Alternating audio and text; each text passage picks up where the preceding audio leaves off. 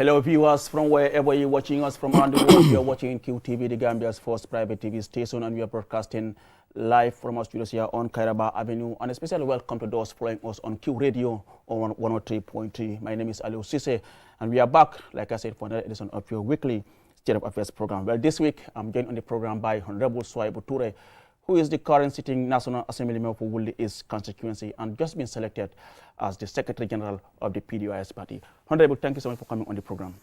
Thank you very much, Mr. Sise, for inviting me to this very important program. Thank you very much. To start with, congratulations on your selection. I mean, what was your first reaction when you were chosen to succeed Halifa Sallah as the Secretary General of the PDOIS party?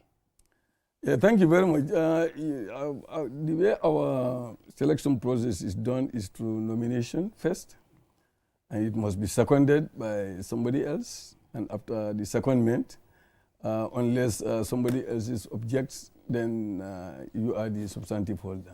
But if another person nominates another person and is selected, is nominated, seconded and nominated, then that means that you have an election to do. And that's how the process went. Initially, as I said, I didn't want to go for the position of Secretary General. I wanted to go for the position of Political Secretary. Why? Because I feel that I was a teacher, and I know the role of the Political Secretary is meant to help the other militants, the activists, take them through, mentor them, and a lot of other activities that you will do with them that will make sure that they become enlightened and become prepared for party work. So that was the objective of my thinking. But then I see a lot of people coming to me from all angles and saying, it's you that we want to nominate. So I said, well, if that is your choice, then I cannot forgo that. Then I'll have to accept the nomination. So and then they went ahead and what was your first reaction when it happens at the Congress? Yes, when the results were done, I was not really surprised that I was going to win because, like I said, the number of people that come to me.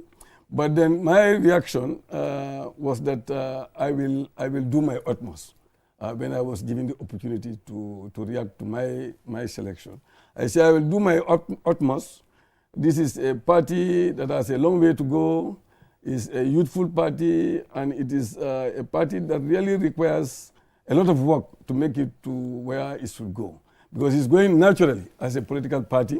It's not like you are going, there is no shortcut when you want to develop the PDOI. So we will gradually get to your plans for the party, how you intend to form the party and all that. I mean, but as we speak, you've just been selected as a Secretary General of the party.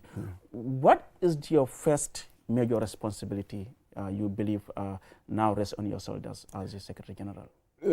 My major responsibility is to, like I told them, is to unite the party. When a political party goes through an election, you are bound to have rifts, whether you like it or not. So I sensed the rifts, and then I told everybody that nobody has lost, everybody has won. But you went on because we are all going to work together. Didn't you went on oppose? No, I did not go unopposed. Okay. It was an election. Okay. I had two other opponents when we went to election. That was Idi Jallo and Dr. Mambiran Jai. So we were three. So I said, well, nobody should be sad. We are together. We are all going to give our hands to each other and work to ensure that we take this party forward. As you said, you're talking about, uniting the party is going to be your first major responsibility. Yeah. I mean, you are taking over from a founding figure and a long-time leader. In this case, I'm referring to Honorable Halifa Sallah. Yeah. Do you actually see yourself as a continuation of his legacy, or you're taking a new direction? Well, there are two. There is the direction of the party, which is more or less permanent. The trajectory is permanent. For example, when it comes to the strategic objective of the party, is the same. But when it comes to procedure, you will never. That is tactic. Strategy and technique. Now, the tactic will have to change. Okay. Once in a while, you'll change the tactic, and because situations are not the same.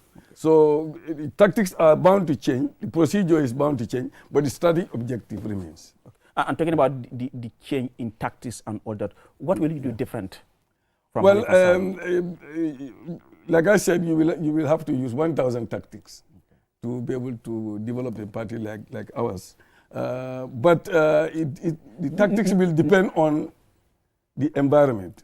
It will also depend on the situation. It will depend on our capacity. Can you give us a scenario? Yeah. Well, a scenario is where you might take a different tactics. Yeah. Let me tell you, when, for example, when there was a coup in 1994, and in the ruling party, the military junta come and say, your paper will not operate as a political paper. All political papers are banned. All political parties are banned. All political papers are banned. Newspapers are banned. Then you have to change the tactic. While we say peace, peace, peace, we say no, these people, you need to confront them. Otherwise, this will be the trend. So we cannot give ourselves up. We have to, take the bull by the horn. And then we come up with a tactic and said, well, our two leaders should go now and sell the foreign newspaper. And if they are arrested, they will have a big problem in their hands. And the whole country will be awoken to what they have done. And it will help us to explain what they have done is unconstitutional. And everybody will come to know that. And that's what we have done. So it means we have changed our tactic. So I'm saying anytime something comes which is abnormal, then we'll also have to change our tactic to shoot what the environment. Can you look back to a scenario where you will say, okay, Honorable Salah did it this way using his own tactics. If it's me now, I'm going to use the tactics. Well, unless the situation arises, it will be difficult to know that. Because what we are doing is, we are not, Honorable Salah is not just taking his time and do whatever he wants. It's a collective leadership. And we discuss the tactic and then we employ the tactic. So whatever situation that arises, it's the same thing. The Center Committee will meet and discuss the issue and we will take a stand on So every issue. did he advise you before or after your selection? If yes, what exactly was his key message to you? Well, the key message he has given at the Congress, one is unity.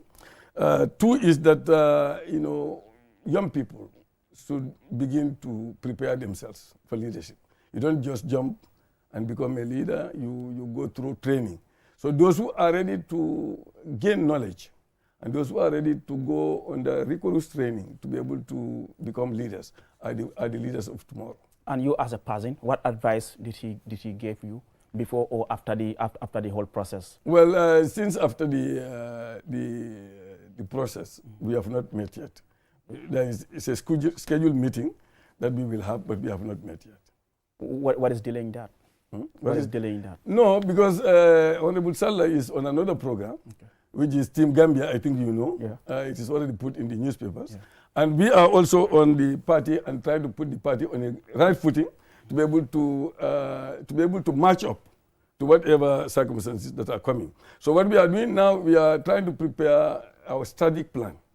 We are elected for 4 years.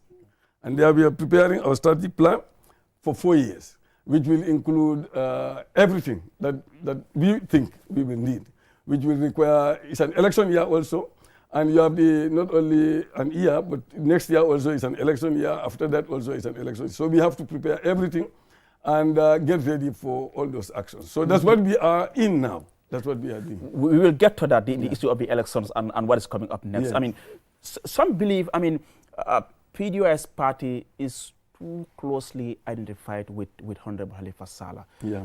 How will you build your own authority or maybe perhaps identity as a leader? Yeah, I think I have an identity. Okay. I think my identity is different from Halifa Sallah. Huh? If you know Honorable Swaibu Toure, you will know that we have a different identity. Huh? And wherever you go to this country and say Honorable Swaibu Toure, they know who I am. My ways of doing things is slightly different from sometimes. It will be slightly different from Halifa Sallah. Huh? I'm very much into people. My method is to always be in the midst of the people, because I believe that in order to galvanize the people, you need to be with them 24/7, and that will be my tactic. My tactic will be to build this party. We will train all our members to ensure that they are within the people and they are every day dealing with the people. Was that lacking? Are you saying that was lacking? Yeah, I think that is lacking to some extent. Maybe because of the growth of the party. But the way I see the party now, it is moving towards that direction. That the members of the party in each constituency, in each region, will be so prepared to be able to, do activities on their own without even the participation of the Central Committee. I think if we reach that level and we empower all those people to reach that level, then work will become smoother. But I believe during Halifa's time, we have not concretely solidified, our branches. Why? To the extent that what was responsible? So many things. Because interruptions were happening. We know that from 1986 or 1987 to 1994, while we were trying to consolidate those branches, then a coup d'etat came, and the coup d'etat disrupted our work. The coup d'etat banned all political parties, and then after the coup, we have a military government. They say they are in uniform, but we all know, even being in the uniform, they are even rougher than when they are in uniform. So that period, the objective is how do you remove a regime that is like that, to be able to replace it with something that will be calmer and that will be more democratic. You understand? So that preoccupied our minds. And all through those periods, we were trying to have coalition alliances with other parties to see how best we can. And that did not succeed until 2016. And from 2016, we were more occupied by the government to see how we can influence the situation in the National Assembly to be able to make the country, to meet the objectives of the coalition, which did not necessarily happen the way we want it to happen. So which means that has occupied us a lot of time. But now, our concentration will be to build our party, and that is my objective, to ensure that this party is built to the level where it will be known everywhere, it will be in everywhere, and everybody will recognize wherever you are. What makes you sound so confident that this is something you can achieve? One will say maybe Mr. Salah was much more popular than Mr. Toure, and he couldn't achieve that. So who is Mr. Toure to just to come and say, okay, this is what I want, and it must be achieved? It's the advantage. Okay. I have an advantage. I have Halifa Sallah behind me. Okay. I have Sidi Ajata behind me. I have Adam Abba behind me. I have Mamadou Sambu behind me. All those people who have Samsar behind me. So we have all these people behind. But Halif also one would say Halif also had all of you behind him. Yes, but you know that when we started in 1986, you know that we were all young. Yeah. And we were all inexperienced, whether we like it or not. We had less experience at that time. But if you have been in something for 40 years, you gain more experience, you gain more knowledge. And as I said, throughout the 40 years, the conscientization, the sensitization that we have been doing, the building of cadres and activists, throughout this period, has galvanized our members to the extent that it is not going to be any more difficult to do what I intend to do. So is Mr. Salah, Honorable Salah, in any way, fully taking back, that back seat, or he will still, influence some of the party's decisions? Yeah, I think he's a member of the party. Yeah. Let's not forget that. And for me, it is a pyramid system. If you go to the top, you drop down, and in the next after you help that person to get to the top, and then that person drops down. That's how it should go. The pyramid system. So you will always be at the foundation to solidify the foundation, to make the foundation strong, and then you will allow the younger generation to take leadership. Earlier on, you mentioned about the fact that, I mean, you didn't went unopposed, actually. I mean, you had other people who contested alongside you. Yeah. I mean, and now your main focus is to see how best you can unify the party. Yeah. How deep is the division within the party as we speak, especially with those that contested against you? Yeah, I think initially, my feeling was that you have people who have the intention to ensure that Halifa stays. Yeah. Oh. They have been doing a lot of underground activity to ensure that he stays, because it was not clear whether he was going to stay or he was not going to. He was going to leave until we get there. So was that the reason why at first you didn't want to go in for the Secretary General position? Yeah, that was one of the reasons. Okay. But by the time we get to that election period, it's already known that he was not going to participate because he has spoken before we got into elections. So it became clear to everybody that at least for the Secretary General, he's not going to opt. So why were some people pushing for him to stay, to remain in the position? Why? Why were some people pushing for him to remain in the position then? Yeah, well, even after saying that, preference. It's preference. Okay. You said he's been there for 40 years. So he's built a lot of admirers within the party. He has influence over a lot of people. And they feel that he's the most capable person to continue with the leading the party. That is their position, which is their opinion.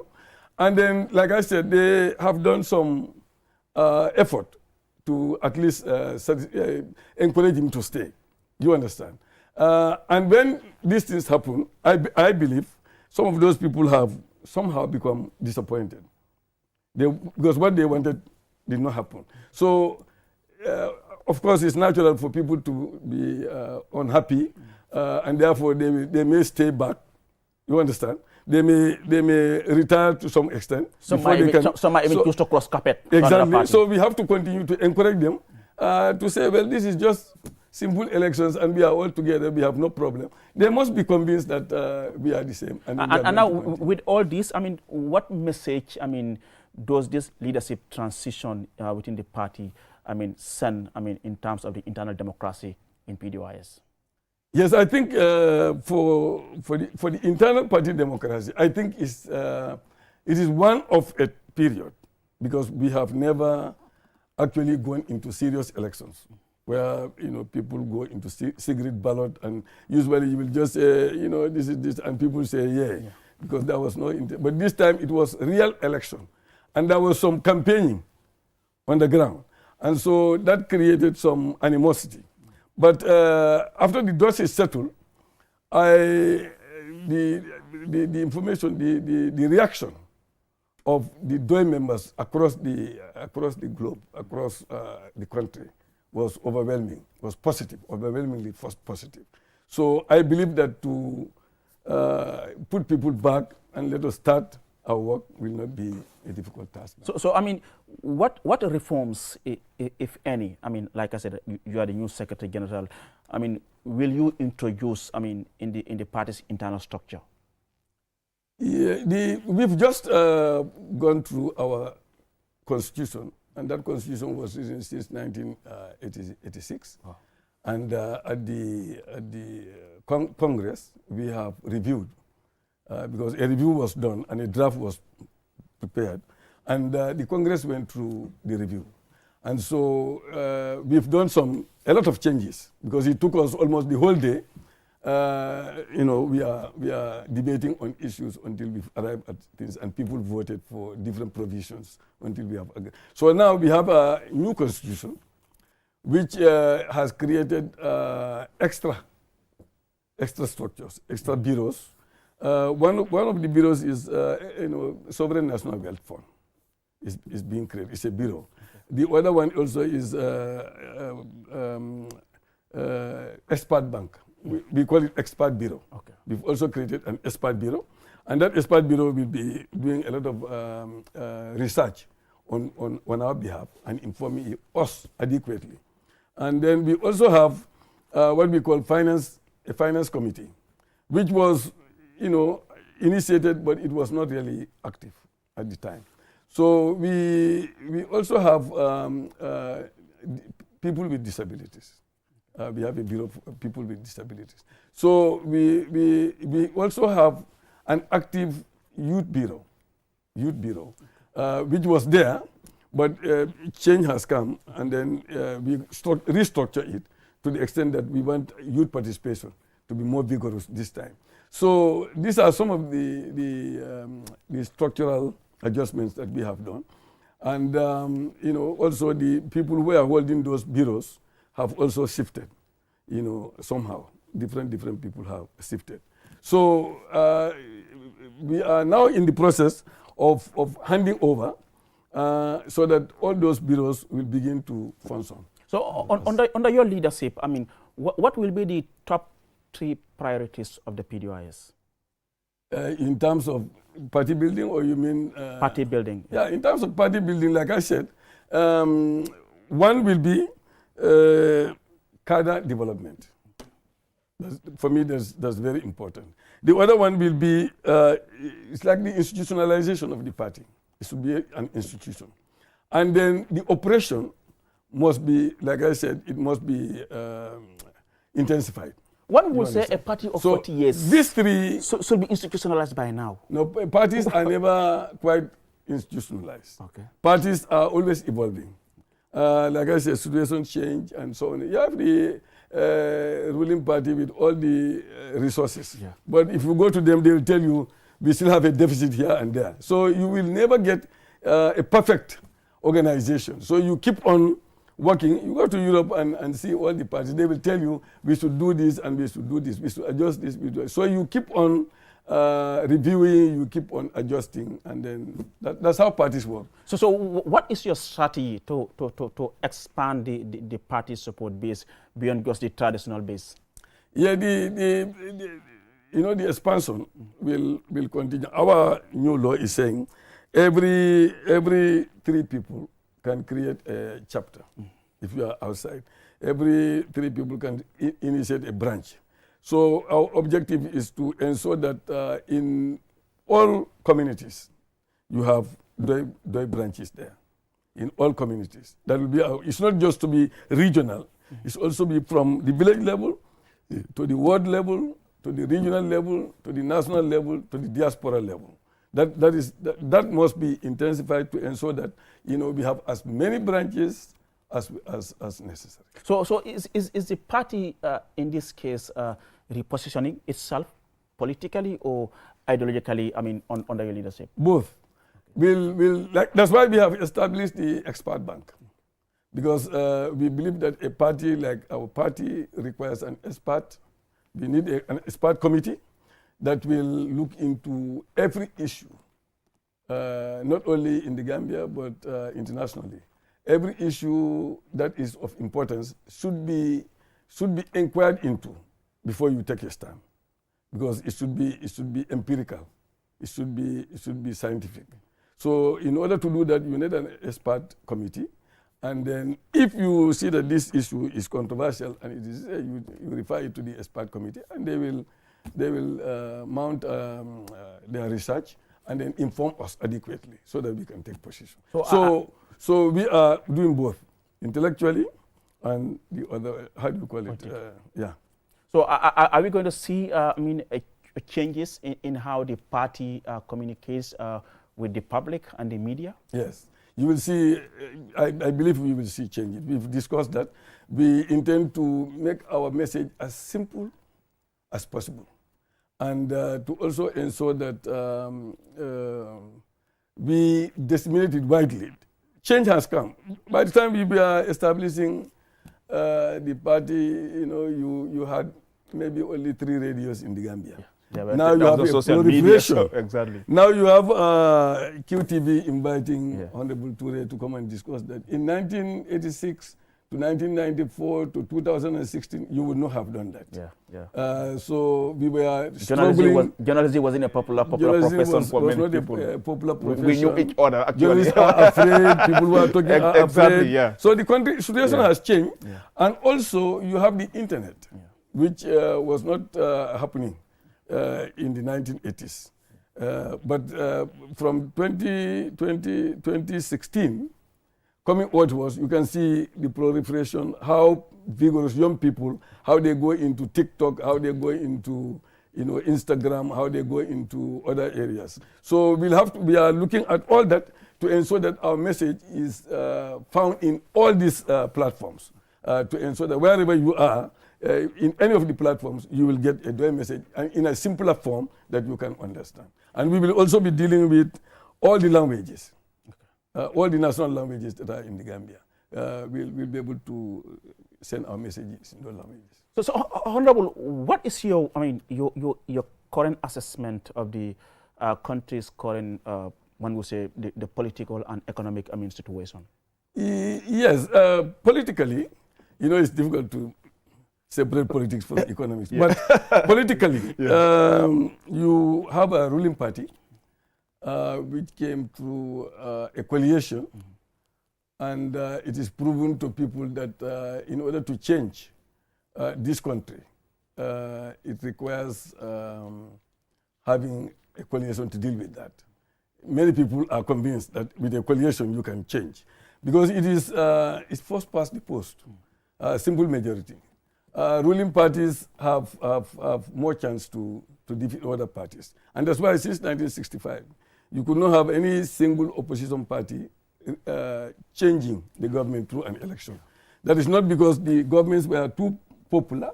That's why they could not be changed. It does not mean that, but it simply means that when you have incumbency, and it is a simple majority, and then you have 10 opposition parties standing against a ruling party, no matter how unpopular that ruling party is. If the opposition share their votes in 10, and then the ruling party, which is having all the resources, all the human resources, all the national resources, and all individual resources of their party, mobilize all that. Let me give an example. You have the ruling party is just provided 50 million. 50 million to Women Enterprise Fund to meet the people in an election year. They have 50 million in their covers now. $50 million. And then the president went and announced that they also have 50 million for APRC women. So for APRC or for the parties women, the NPP's women? Well, they say NPP women. Yeah. And their alliance parties women. Yes. So that's what I'm saying. That's how you abuse incumbency, to the disadvantage of the opposition.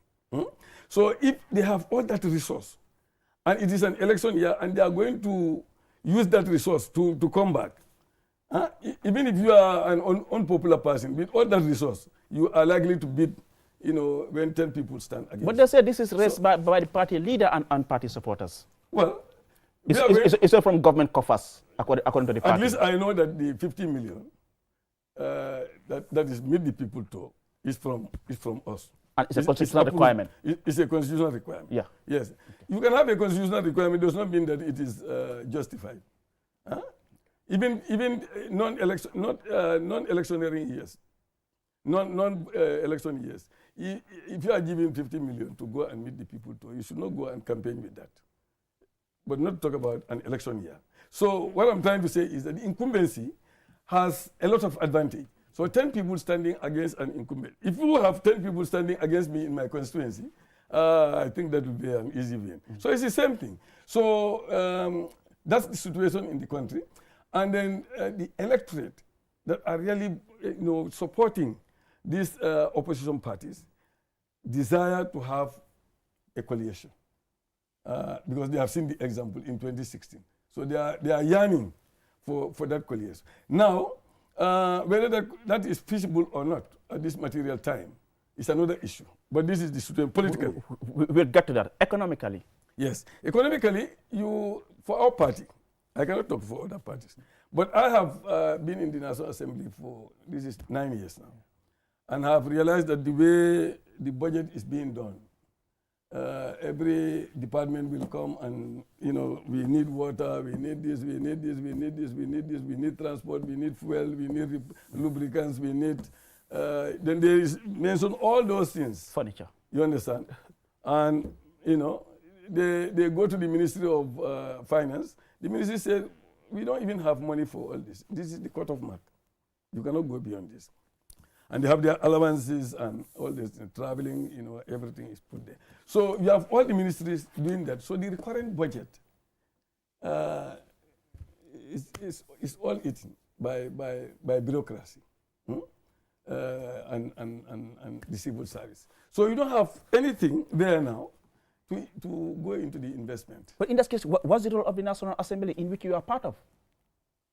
Can you come again? What is the role of the parliament then in which you are part of? In Yes, terms of the ensuring that the people, budget you have is to know the system. The system is you vote for when the people vote for a president, the law is saying that president should come with his program or her program. You understand? And state how he or she intends to run his government.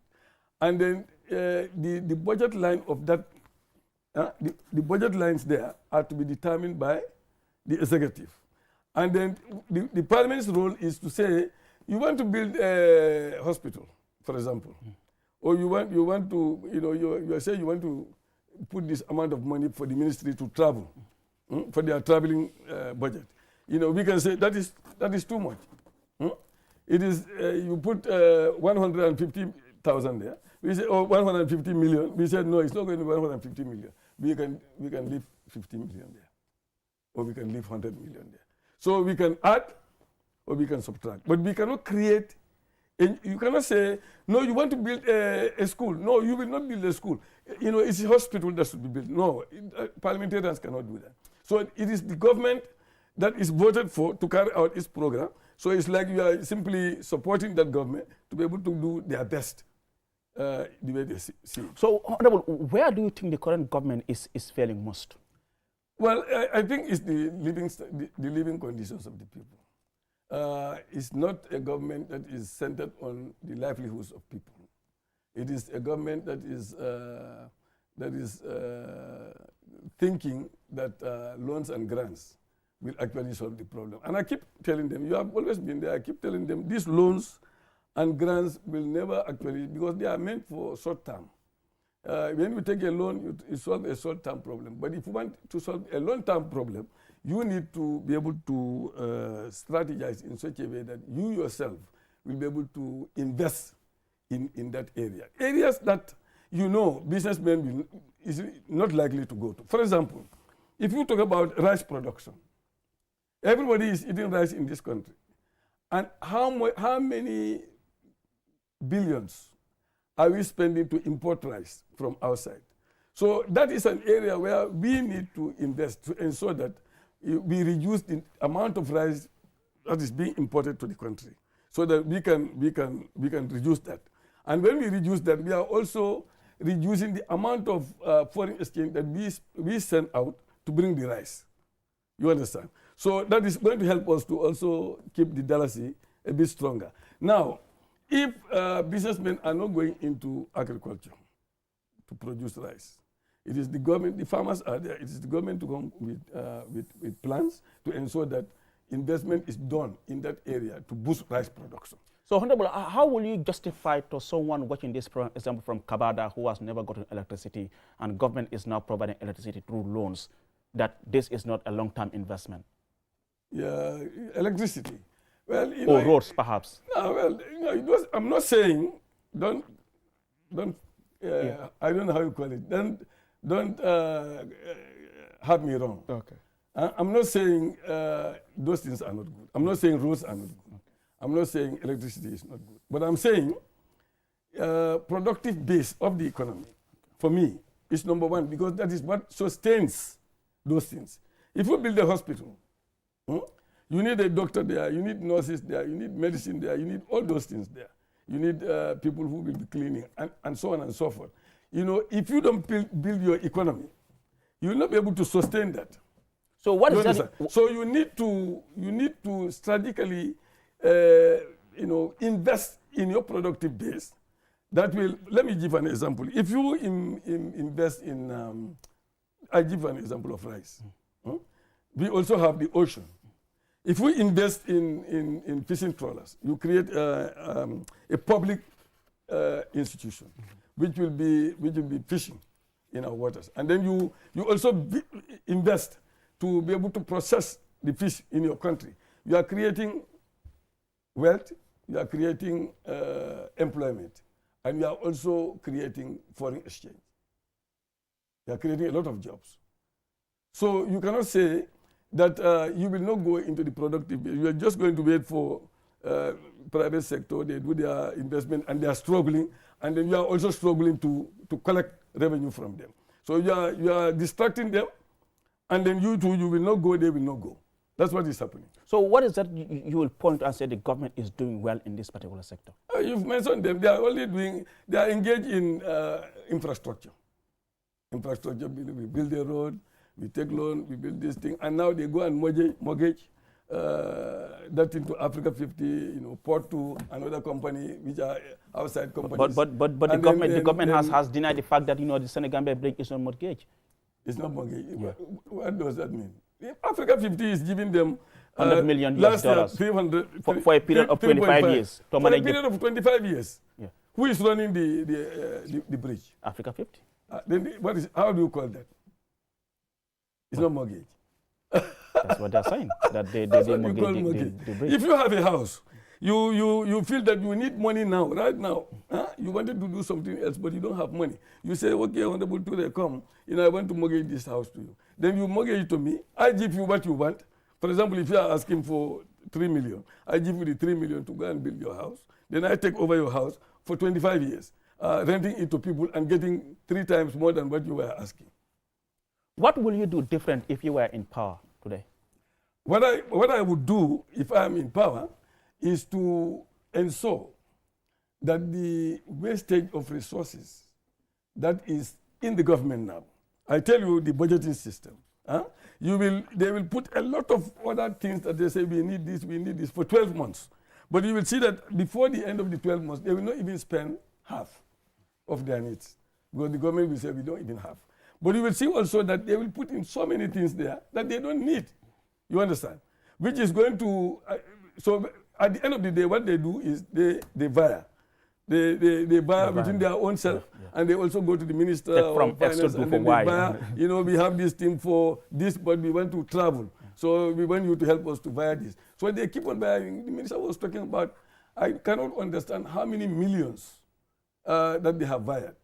We will budget and we will say, well, we have a very good budget if this thing is done. But at the end of the day, half of the budget will not even be disbursed. The other half that is disbursed is also going into environment.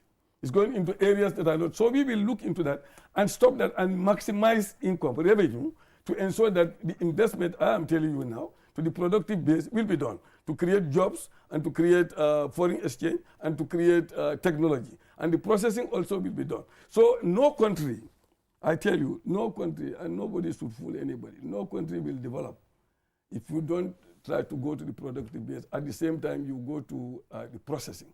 You must use some industries to be able to create jobs and to also manufacture some things for yourself, which you can export.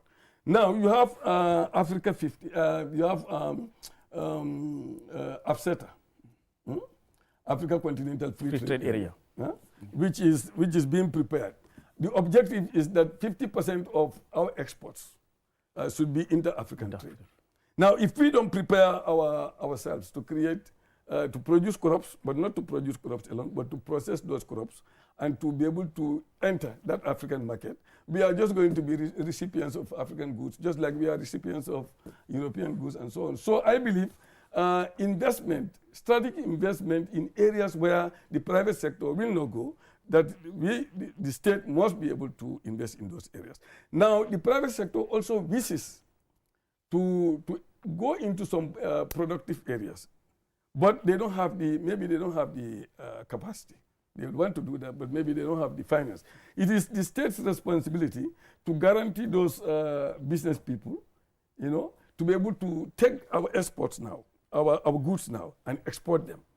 You understand? We need to support them to be able to do that. You understand? And there are others also who will want to go into processing, but maybe they don't have the capacity. The state needs to support them by guaranteeing them so that they get the necessary capital, because it's all about capital. You need capital to be able to do the necessary investment. And if we support them properly, they will be able to do the investment and they'll be able to give the returns in terms of revenue to the state. And then you see the budget of the country year by year will boost. And the way it is boosting, then you do more investment, and then it boosts, you do more investment, then the economy will grow. And the more the economy grow, then you can think about social services. When I see this government, I was laughing at them in the house because they are saying they are giving $1,000 to vulnerable people as their social protection. Yes. I was just laughing. I told the minister, well, 1,000, what can 1,000 do? And even that 1,000 will not be sustainable if you continue to operate the way you are operating. It's not sustainable. The people so what's your party's stance on governance and corruption at this stage? Well, we want corruption-free country. That is our stand. We'll do everything to ensure that corruption is free. You must build the economy to be able to give good jobs, how do you call it, standard jobs to people that will give them income. And you cannot also increase the salaries of people continually if your economy is not growing. You understand? So economy is number one. For me, anything that anybody is doing in this country, if we are not serious about economic development, investment in the productive base, investment in processing, investment in commerce, you are not. Because how many, what they are doing, they say they want to depend on foreign direct investment. But if you look from 2016 to now, I was asking the minister at one time, it's appalling. They are hardly receiving any foreign direct investment. You understand? So you cannot depend on outsiders to do the necessary investment for your country. You have to do it, some of the other ones, you have to do that for yourself. The crucial ones, you have to take over. Like I said, Honorable, it's an election year. Yeah. Will PDYS go into the next election alone or perhaps consider alliances? Well, that's a very good question. I told you the Gambian people are yearning for a coalition, but they are also in a dilemma. From the experience of 2016, how the coalition started, many people don't know that coalitions are not necessarily meant for long term. They are supposed to be, you solve a crisis. In our type of country, coalitions are meant to solve crisis. When a crisis comes, you come together and then you take over and then you solve the crisis and then you disperse. That's how it should be, because parties are not having the same list. But we have a situation where the Gambian people are yearning for coalition, and so any politician that is serious about change will have to also think in that same direction. We will be pursuing coalition through that coalition. That will ensure, let me clarify, that will ensure that each of the parties... I was commenting on our conditions. Yes, each of the parties' programs should be captured in the manifesto or in the agreement. In fact, it should be in the agreement this time, so that we don't falter. Those are the conditions for if you are to join any coalition? Yeah, that is one condition. Okay. Now, I'm just saying, a coalition like that, exactly, yeah, that will capture the manifesto, part of the manifesto of each party and put it in an agreement. Two, it should be a coalition which should decide from henceforth, right at the agreement. It should be part of the agreement that this party is going to get this number of seats, this party is going to have this number of seats. You don't wait until you take over and people are trigger happy and people are pushing whoever wins and say, make me this, and then that creates a confusion. So everything must be stipulated in black and white. You understand? Also, coalition should also stipulate their program. You understand? What are they going to do? How are they going to do it? And if a minister is, for example, you have, I don't want to use other parties, but it's party A as a minister of, for example, finance.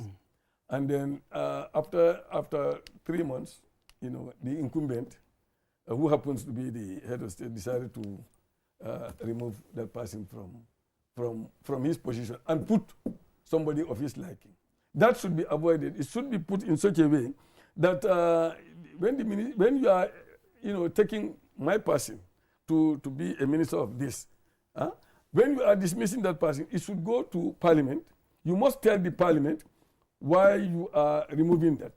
If the person has gone into corruption or whatever, you should stipulate it. And maybe there should be some inquiry to ascertain the allegation against that minister. But you cannot just, as a coalition, in other countries, when you do that, the coalition is collapsed, and then the government is collapsed, and then you have to go for, elections.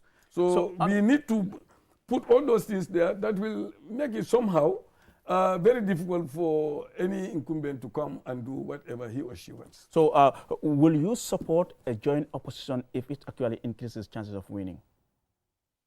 If it increases the chance. Yeah. That's the objective of coalition, to increase the chances of winning. If it is not increasing the chances of winning, what is the essence of going there?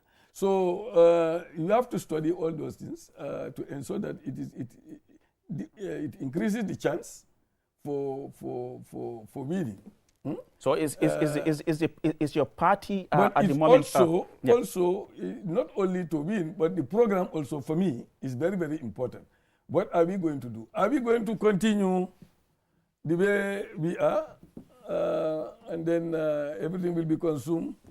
The recurrent budget, whatever is collected through revenue, non-tax and tax revenue is going to be consumed by the bureaucracy, or are we going to? Yes. Is your party preparing to fill in a candidate, and could that candidate be you? No, we've not reached that stage yet. Our way of selecting a candidate is through primaries. You understand? But Honorable, you're out of time. We are in February. Yeah, we are in February. In December. But we are moving fast. So it's through primary. All the DOI members who are card-carrying members of DOI will participate in selecting the flag bearer. You understand? And we can devise very simple ways of making that a secret ballot in each region, and then we are settled. At least we have our candidate, and then when it comes to negotiation, then we already have our candidate. Then we can trade off. And see. Critics, will say PDI's party tend to or has a strong principles, but when it comes to electoral performance, you are very weak. Yes. How do you respond to that? Yes, that is statistics. We are weak because we understand why we are weak in elections. If you want to do 100% correctness in this country to go through, I tell you, who are you competing with? You are competing with an incumbent who has all this money. You are competing with other parties also. How do they get their funds? You understand? So it's like you are saying you are in a race of 100 meters. And then the people you are competing with, they are 50 meters in front of you. Huh? And you say, on your mark, set, go. You think you're going to catch those people? So it is, the laws are there. You are not supposed to induce anybody during elections. DOI is very strict about that. We will not induce anybody. We will not give this to anybody and say, we are giving you this, vote for us. We will not give a bag of rice. We will not give money to anybody. We will speak to you. You hear what we are saying. We believe that if you understand, you vote for us. Parties are not doing that. Parties are going into people's houses and giving them rice. Even Fonyi, it happened there. You talk to the No to Alliance, they will tell you they have given rice to all our people. That's why they beat us with 1 vote, or 2, 3 votes or 4 votes. So incumbents are not adhering to the law. So if you are also a party and you adhere to that law 100%, it's like it will be against you. And some and also, therefore, yes, Honorable. And now they are even making it, in fact, harder by raising the nomination fee to deposit fee to 150 for National Assembly members, and for the president to $1 million. You understand? So it's like incumbency. You are saying, okay, let's make it very hard for the opposition, so that they'll be struggling to get the funds, and then we already have the funds. Then we have won an election. So some that's not free and fair. Some also describe your party as more of an intellectual movement than a mass party. Is that fair? Well, if it is a mass party, then it's not for intellectuals, because Gambian masses are not intellectuals. So I would agree with you that it's a mass party. But no, they say They say your party is more of an intellectual, movement, but not than a mass party. Than a mass party. Than a mass party. Yeah. Well, that's an opinion. We feel that we come up with programs that will actually uplift the masses from where they are. We believe that it is our responsibility to propagate among the masses ideas that will be in the interest of them, not to fool the masses, but to help them to understand the system that is operating and what is good for them tomorrow. So these are the two things we employ our energies on. So if... Honorable, we're running out of time. What is the biggest weakness inside the PDIS party right now? Weakness? Yeah. I told you about the weaknesses. I said we need to have, in every region, we need to have, you know that in our elections, we've never had a regional team that will be campaigning in that team for months before elections. It's like when the elections come, 3 months, 4 months to the election, then you start preparing a main team. So you have only one main team. So now we should not have only one main team. We should have main team in every region. But in constituencies also, we need to have teams that that will be working, campaigning for the party when it comes to election. I believe that when that happens, message will reach everywhere, and it will reach in such a way that people will understand. Also, the other criticism is about our messaging. They feel that our messaging is difficult for people to understand. I tend to subscribe to that to some extent. And that's why I'm saying we are going to come up with simplifying our messages. Huh? For example, I give you an example. If you say, if you stand and then analyze, what you and me are doing now, trying to analyze the economy to a non-literate person, for example. It's not going to be very easy for that person to understand. Talking about GDP but and all those things. If you come and stand and say, DOI is going to provide, for example, free education, from kindergarten to university, who will not understand that? So I believe that we need to come up with that type of messaging. You will analyze you will do analysis of the economy in an appropriate gathering, and then you will simplify the message in an appropriate setting. Finally, Honorable, if your leadership, fails to grow the party, will you take personal responsibility? Yes, I will. If we fail to meet our target as planned, I will take the responsibility. Will you consider stepping down? Yes, I will step down. I'll step down and be like a CD Ajata and go to the field and help the situation to move the party. And what's your final message to supporters of the PDIS and non-supporters, before we wrap up this program? Yes, thank you for giving me that opportunity also. For the PDIS supporters, I want to tell them, especially the young people, that this country is their country. They must never abandon their country. This is the only country where, under the sun, they can call their own. And therefore, they must not abandon that country completely. You have a lot of young people who will just be on the roadside drinking attire, and in the evening they go and play football. They think that that's where life ends. They have forgotten that they are going to grow old. They are going to have families. They are going to have responsibility to take those families. So it's not going to be an easy task if the country is not changed. For the party members, I am calling on all of them for unity. We must be united as one. We must work together as one. We must, everybody in DOI must ensure that you contribute to resource mobilization, because we don't expect any foreigner to give us the funds. That's against the law. We don't also expect, rich people to provide funds to the party, all the funds to the party. So we must be ready to, get into our, even if it is, nothing is small, whatever you get, you put in. So that's what I would tell the party members, that we take the party as our party, and hoping that this is the only party in this country that can actually salvage the country from where it is to a development stage. The Gambian people must also understand that, yes, there are many parties, but you have to, they have to be voters that are enlightened voters. They have to be voters that will put their mind to what is being said, to the messages, rather than the fanfare. Because in Gambia, fanfare takes over everything. So during that fanfare, a lot of messages get lost. But if they are wise voters, I would advise them to ensure that whoever comes to their community, they give him a listening ear and they listen carefully to the person and then they make a decision. Which will be a decision based on information. Honorable Swaibu Toure, National Assemblyman for Wuli East and Secretary General of the PDIS Party, thank you so much for coming on the State of Affairs program. Thank you very much. Well, viewers, with that, we bring an end to this week's edition of your weekly State of Affairs program. Do join us next week. Until then, bye-bye for now.